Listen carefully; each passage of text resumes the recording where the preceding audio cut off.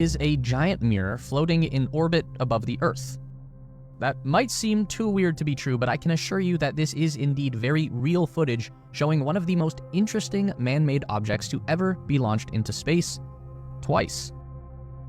And it's not only the giant mirror that makes this story interesting, it's the not-so-secret Russian plan behind the space reflector and what happened after they deployed this contraption. There are actually several potential use cases for a giant reflector in outer space, and this is not a new concept by any means. These go way back. There is a legend that the ancient Greek scientist Archimedes designed great burning mirrors that set fire to the Roman fleet as they lay siege to his home city of Syracuse, Italy. Archimedes died in that battle, so the legend is probably not true, but it does sound like a pretty badass way to go down. In 1929, a German physicist named Hermann Oberth developed plans for an orbital space station that is equipped with a concave mirror measuring 100 meters across that could be used to reflect sunlight onto a concentrated point on the Earth. We know where this is going. During World War II, that orbital mirror idea gets picked up by Nazi scientists and developed into a conceptual superweapon, the sun gun.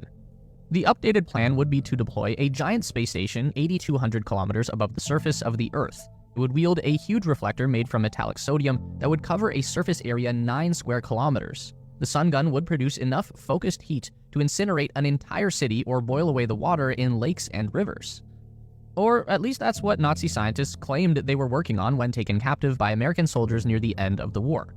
There was an article published in the July 1945 issue of Life magazine that illustrates the whole plan. It's pretty fascinating, but even the magazine writers of the 1940s were able to point out the fact that even if the Germans could place a gigantic mirror into space thousands of miles from the Earth, it would not create a death ray. The concentrated heating effect from reflecting sunlight only works at short focal distances, like when you use a magnifying glass to roast an ant.